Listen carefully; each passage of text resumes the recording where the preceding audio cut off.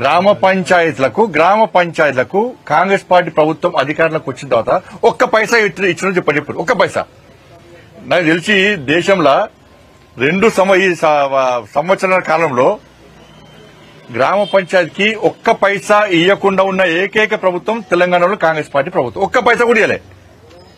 ఇప్పుడు ఎన్నికలు దేనికోసం పెడతాం అనుకుంటున్నారు? కేంద్ర ప్రభుత్వం నిధులు ఇస్తుంది కాబట్టి ఎన్నికలు పెడదాం అనుకుంటున్నారు. మరి కేంద్ర ప్రభుత్వం నిధుల కోసం ఎన్నికలు పెడితే ప్రజలు ఎవరికి ఓటేస్తారు? కేంద్రంలో అధికార పార్టీకి బీజేపీకి ఓటేస్తారు. దాని మీద స్పష్టం చెప్పాను. రాత్రిపూట యాత్రలు చేసి ప్రజలను కలవకుండా ఒకసారి ఆయనే బీజేపీ రాష్ట్ర అధ్యక్షుడు తీసేసినప్పుడు ఒక బీసీ నాయకుడిగా స్పందించాడు. బీసీ ఆయనే అంటున్నాడు, బీసీ కాదని ఆయన అంటున్నాడు. ఆయన చూస్తే ఏదైతే గజనీ సినిమా గుర్తొస్తుంది.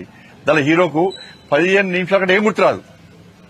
మళ్ళీ ఏం గుర్తులేదు, 15 నిమిషాల మళ్ళీ ఏం గుర్తులేదు, అన్న గుర్తురాదు. ఆయన ఎవరు తెలిసి చెప్పండి ఎవరికైనా? కరీంనగర్ ప్రజలు ఆయన గుర్తుపడతారా? ఒకసారి వార్డు మెంబరో సర్పంచో ఎంపీటీసో చేసి సమస్యల మీద కొట్లాడితే వాళ్ళు ప్రజలకు తెలుస్తుంది. లేటెస్ట్ న్యూస్ తెలుగు మరియు ఇంగ్లీష్ అప్డేట్స్ కోసం ఇప్పుడే క్యూన్యూస్ అఫీషియల్ యాప్ ని ప్లే స్టోర్ నుండి డౌన్లోడ్ చేసుకోండి. సరికొత్త సమాచారాల కోసం క్యూన్యూస్ వెబ్సైట్ ని ఫాలో అవ్వండి. ఛానల్లో ప్రాంతీయ, జాతీయ, అంతర్జాతీయ వార్తలు వీక్షించండి. లైక్ చేయండి,